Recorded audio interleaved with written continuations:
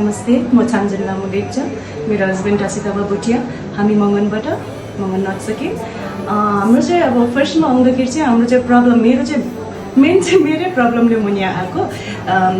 period delay हुने त्यस्तो हुँदाखेरि चाहिँ अब बा के पो प्रब्लम छ कि मेरो भनेर चाहिँ म आएको हामी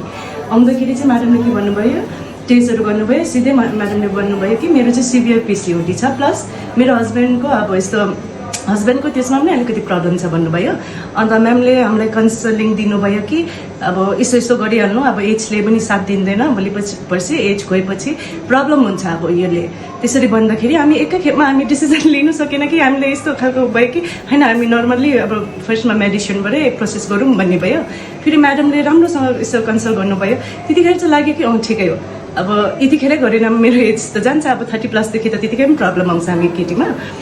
अन्त ओके बुढाले पनि ओके भन्नुभयो त्यतिखेरै डिसिजन पनि हामीले लिइहाल्यो ओके म्याडमले पनि अब हामीलाई भन्नुभयो त्यस्तो प्रब्लम छैन पैसामा पनि हामी अलिक हेल्प गरिदिइहाल्छ तिमीहरू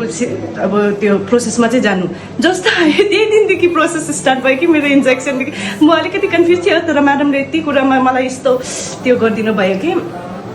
मलाई ट्रस्ट म्याडममाथि एउटा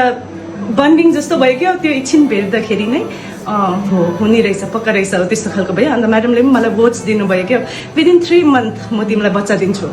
सिधै त्यसरी सुन्दा कसलाई खुसी लाग्दैन भन्नु त म त यति साह्रो खुसी भयो त्यतिखेर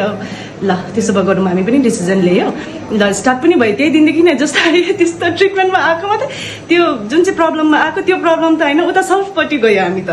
ओके ठिकै छ गर्नु थाल्यो त्यहाँदेखि त विदिन 3 मन्थ 16 मार्चमा आएको जुन 15मा त मेरो ट्रान्सफर पनि भइसक्यो त्यहाँदेखि अहिले हालैमा आज 2 अगस्तमा चाहिँ म 2.5 को अब कन्सेप्ट छु म एकदम खुसी छु म्याडमका प्रति अनि अब जतिजना पनि सिक्किमकोहरू हुनुहुन्छ उनीहरू चाहिँ अब अरू जग्गा यसरी टोलेर टाइम पास पैसा फ्याँकेर त्यसरी नगर्नु अब एज अ म सिक्किमेस म तपाईँहरूलाई सानो एउटा हेल्प गर्नु कि अब के भन्नु